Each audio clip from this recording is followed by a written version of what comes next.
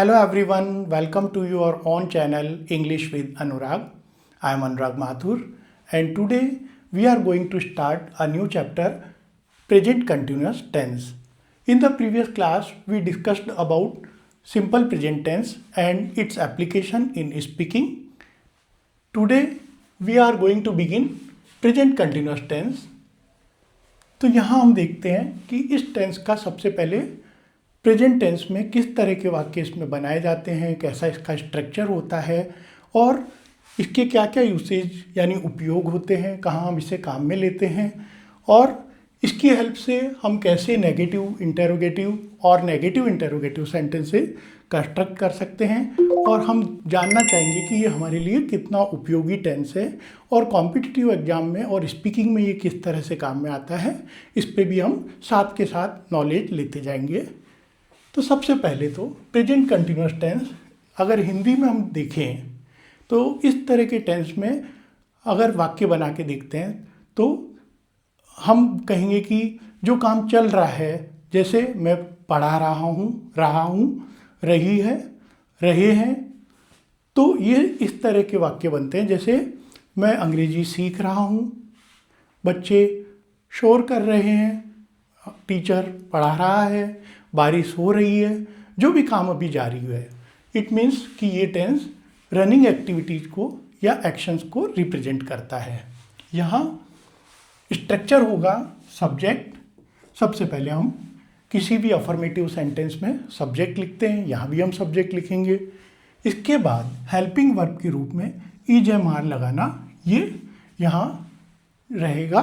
Just after subject, according to the subject we will choose is, am और are, इसमें से एक helping verb हमको लेनी पड़ेगी प्लस वर्ब की आईएनजी यानी प्रेजेंट पार्टिसिपल हम यहाँ पे यूज करेंगे वर्ब की आईएनजी फॉर्म और फिर ऑब्जेक्ट जैसा हम हमेशा वाक्य में काम में ले रहे हैं, वर्ब की आईएनजी फॉर्म के बाद ऑब्जेक्ट या कॉम्प्लीमेंट लिख के और हम वाक्य को पूरा करेंगे।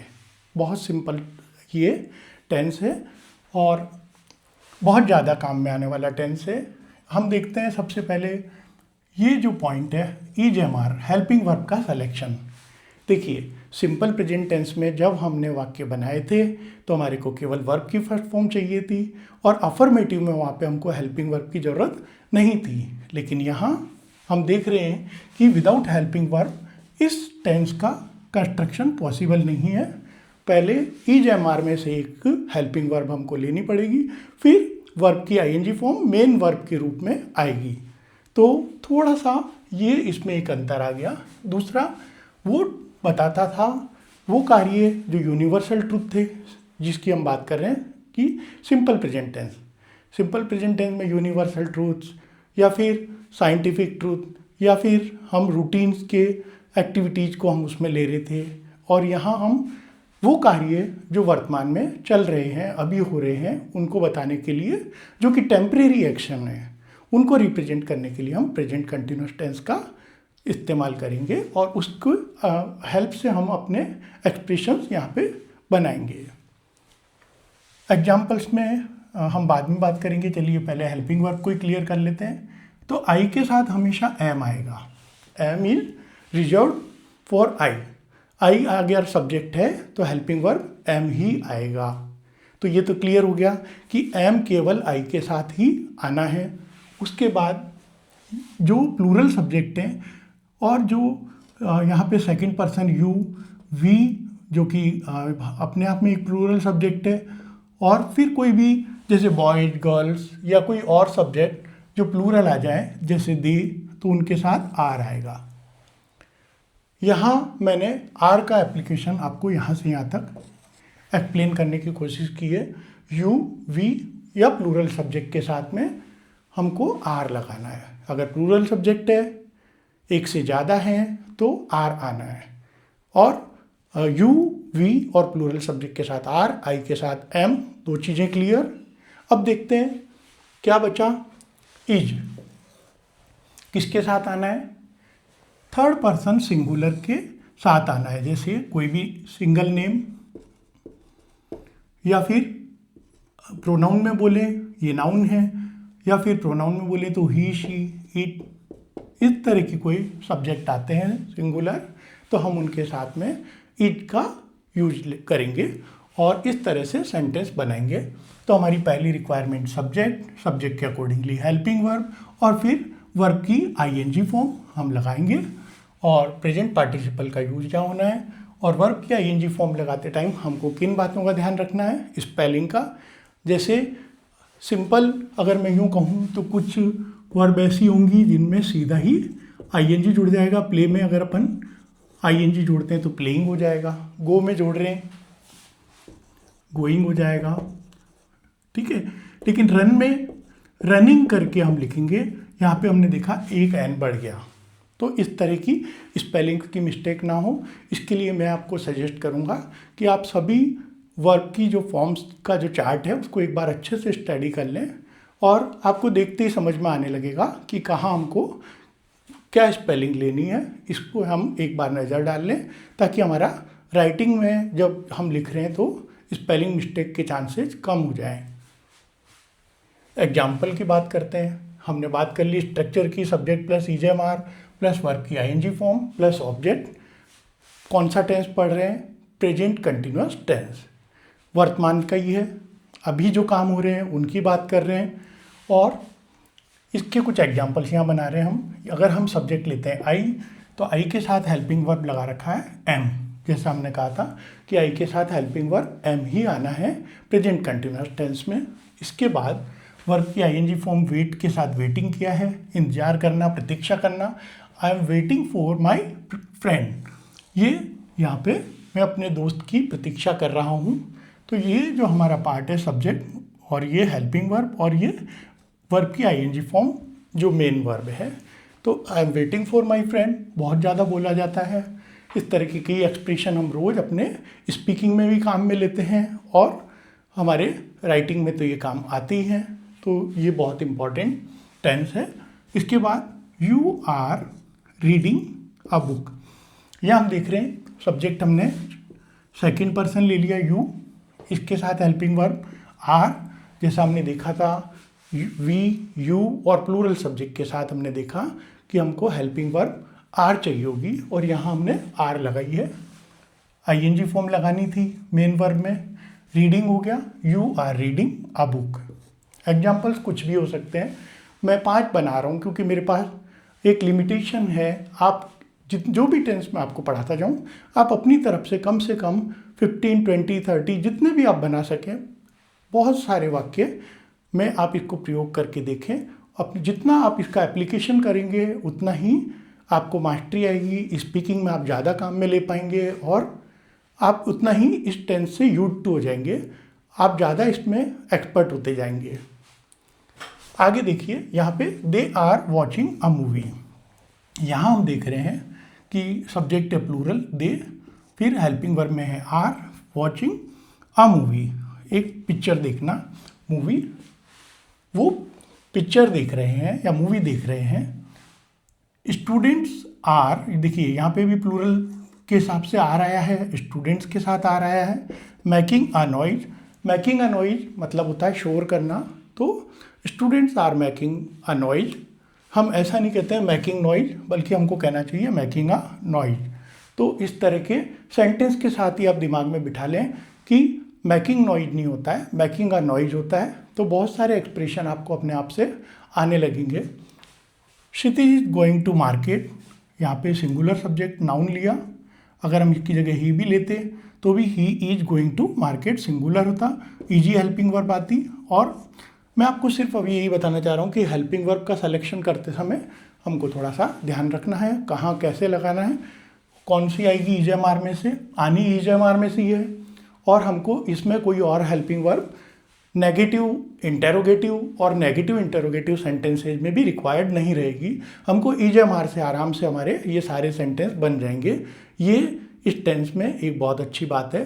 जैसा सिंपल प्रेजेंट टेंस में हो रहा था, वर्ब की फर्स्ट फॉर्म आ रही थी और उसके साथ एस जुड़ रहा था, फिर हमको उसमें हेल्पिंग वर्ब में डू डज की रिक्वायरमेंट रह रही थी अलग से। जब हम नेगेटिव इंटेरोगेटिव या नेगेटिव इंटेरोगेटिव सेंटेंसेस कंस्ट्रक्ट कर रहे थे, लेकिन यहाँ पे हमको इसी EJMR को आगे पीछे करके और सेंटेंसेज हम अफर्मेटिव नेगेटिव इंटेरोगेटिव बना लेंगे। तो देखते हैं आगे। हम पहले इसका उपयोग देख लेते हैं। यूसेज ऑफ द टेंस, सबसे पहले to express temporary actions in the present, जो इस टेंस की एक सबसे ज़्यादा उपयोगिता इसी चीज़ में है कि जो अभी काम चल रहे हैं, टेम्परेरी मतलब जो अभी चल रहे हैं, उनको बताने के लिए। जैसे I am teaching English at this time, अभी मैं आपको इंग्लिश पढ़ा रहा हूँ, and you are learning English at this time. हो सकता है नेक्स्ट पीरियड में, नेक्स्ट क्लास में आप मैथ्स पढ़ें, कुछ और करें, कोई दूसरा काम करें, लेकिन टेम्परेरीली अगर मुझे ये बताना है कि अभी क्या हो रहा है, तो हम प्रेजेंट कंटिन्यूस टेंस को यूज करते हैं। और यहीं एक अंतर भी आ जाता है इसका आने वाले टेंस जो हम पढ़ेंगे, प्रेजेंट परफेक्ट कंटिन्यूस टेंस। उसमें लंबे टाइम से चलने वाली एक्टिविटीज़ आएंगी जो हो सकता है उस समय नहीं चल रही हो, लेकिन जो लंबे टाइम की एक्टिविटीज़ हैं उसको हम ले जाएंगे प्रेजेंट परफेक्ट कंटिन्यूस टेंस में। अभी आपको टेम्परेरी एक्टिविटीज पे फोकस करना है जो अभी चल रही है, और वही हम इसमें एक्सप्रेस करते हैं। और इसमें इस तरह की हमको नाउ, टाइम को रिप्रेजेंट करने वाले वर्ड मिल सकते हैं। अभी एट दिस टाइम, इस समय, एट प्रेजेंट इस समय, एट द मोमेंट, नाउअडेज, इस तरह के हमको वर्ड से हम अपने टाइम को बता सकते हैं कि इस समय ये काम चल रहा है। इसके बाद he is listening songs at this time, वो अभी सॉन्ग्स सुन रहा है। He is listening song, I am watering the plant at this time, he is going to market right now, वो अभी बाजार जा रहा है ना। तो इस तरह की जो कंस्ट्रक्शन है वो हम इसमें लेंगे।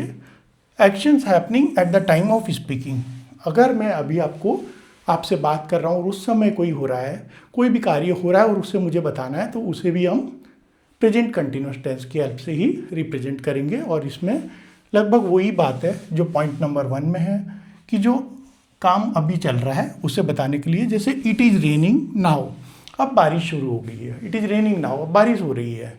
तो ये एक एक्सप्रेशन हो गया जो काम अभी चल रहा है।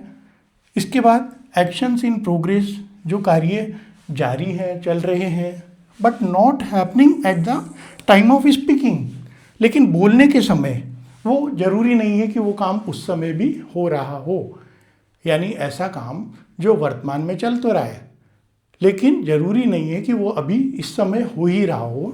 ऐसे रनिंग एक्टिविटीज़ को या एक्शंस को रिप्रेजेंट करने के लिए, जैसे I am preparing for my exams nowadays, और कुछ और भी इसमें ऐड हो सकता है। I am preparing for my exams nowadays, I am preparing for my exams. इसका मतलब ये हुआ कि इन दिनों में अपनी परीक्षा की तैयारी कर रहा हूँ। What are you doing mister Mathur? I am teaching present continuous tense, और I am creating videos for my YouTube channel. So what does it represent? जरूरी नहीं है कि उस समय जब मैं ये सेंटेंस बोल रहा हूँ उस समय भी मैं कोई कंटेंट बना रहा हूँ, लेकिन इसका मतलब ये होता है कि ये काम अभी चल रहा है और वर्तमान में जारी है। शॉर्ट टर्म एक्टिविटी है, बहुत आगे तक का इसमें नहीं कहा जा रहा है, लेकिन इतना ज़रूर पता चल रहा है कि ये गतिविधि भले ही अभी नहीं हो रही हो, पर ये प्रेजेंट में रन कर रही है।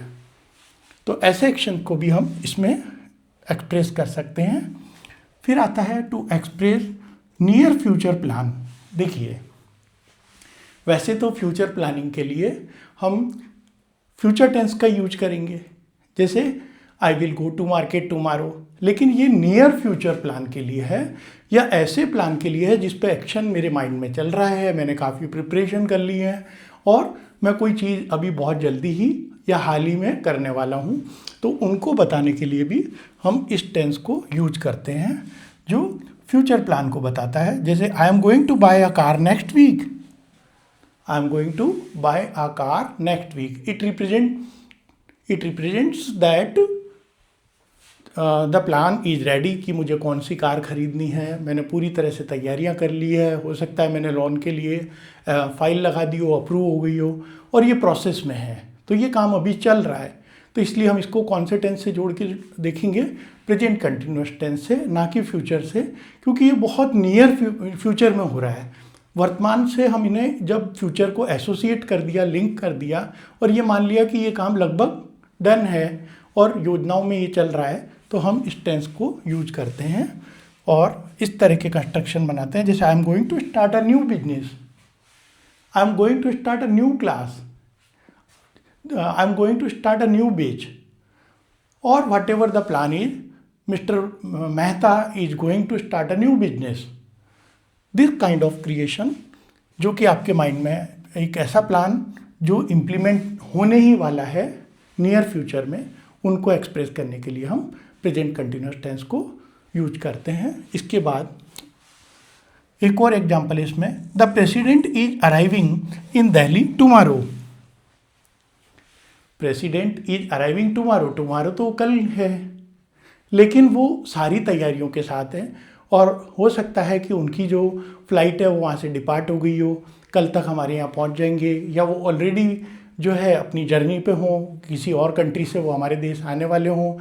जब पूरा हमारा प्लान तैयार है और बिल्कुल ये नियर फ्यूचर में हो रहा है, जो प्रेजेंट से कनेक्टेड है, तो हम ऐसे में यहाँ पे इस टेंस का यूज करते हैं। तो हमें देखना है कि नियर फ्यूचर को अगर हमें एक्सप्रेस करना है तो हमें कौन सा टेंस यूज करना होगा, हमें प्रेजेंट कंटिन्यूस टेंस को काम में लेना होगा। और ये मेरे हिसाब से इसके एप्लीकेशन बहुत इजी हैं। हम जानते हैं कि जो भी काम हो रहा है उसको हमको subject plus EJMR plus verb की ING फॉर्म, यहाँ पे प्लस ऑब्जेक्ट, ये स्ट्रक्चर यूज करके सेंटेंस को कंस्ट्रक्ट करना है।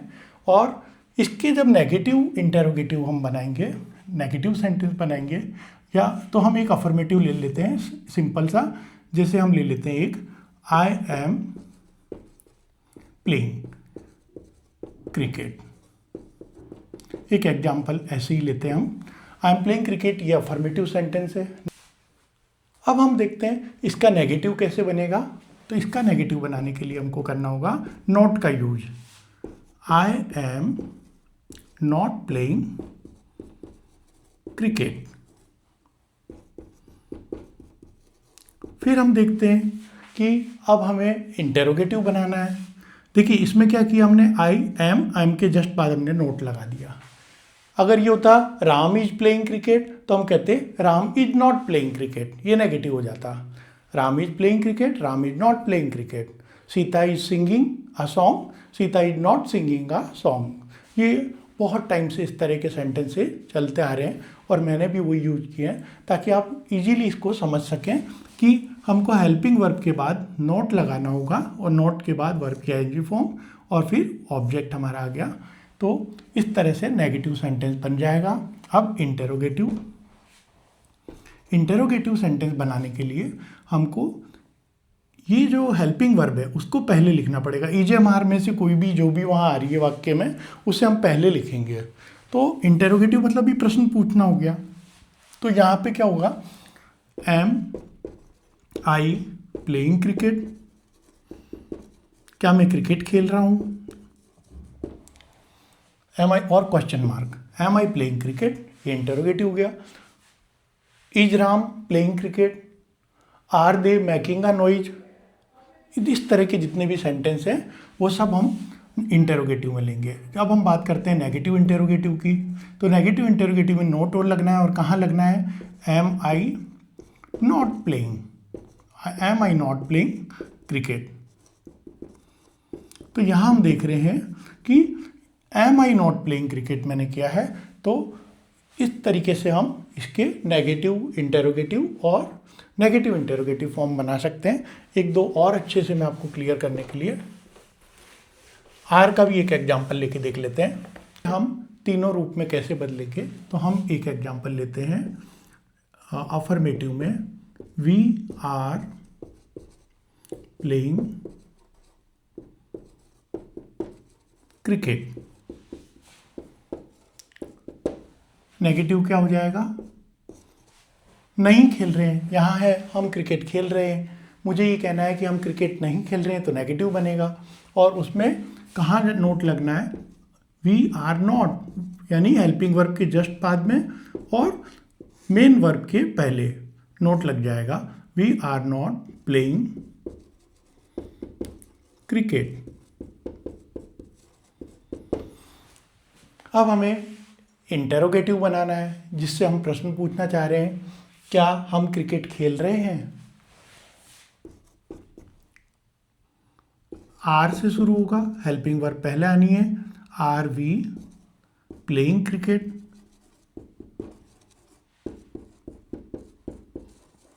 Question mark.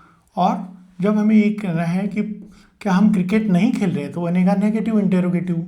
और कैसे बनेगा, उसमें हेल्पिंग वर्ब पहले जाएगी, फिर सब्जेक्ट आएगा, फिर नॉट लगेगा। Are we not playing cricket. और क्वेश्चन मार्क, क्योंकि ये एक प्रश्न है। इंटेरोगेटिव और नेगेटिव इंटेरोगेटिव एक प्रश्न होता है, और उसमें पूछा गया था क्या हम क्रिकेट खेल रहे हैं, क्या हम क्रिकेट नहीं खेल रहे हैं। ये है प्रेजेंट कंटिन्यूअस टेंस, और हमने देखा कि किस तरह से हम इसे काम में लेते हैं, इसकी क्या क्या एप्लीकेशन है, क्या स्ट्रक्चर है, और जो भी एक्शंस प्रेजेंट में चल रही हैं टेम्परेरीली, उनको रिप्रेजेंट करने के लिए ये मेनली काम आता है। तो ये था प्रेजेंट कंटिन्यूअस टेंस, जिसके बारे में आज हमने जानकारी ली। नेक्स्ट क्लास में हम प्रेजेंट परफेक्ट टेंस पढ़ेंगे, और तब तक के लिए आपको एक काम ज़रूर करना है कि हम फॉर्म्स ऑफ वर्ब का जो first form, second form, third form और वर्ब की आईएनजी फॉर्म है, इसकी एक बार अच्छे से स्टडी कर लें। If you still not have seen the previous classes, I recommend you to watch them carefully. Meet you soon in the next class. Don't forget to like, share and subscribe my channel. See you soon. Bye.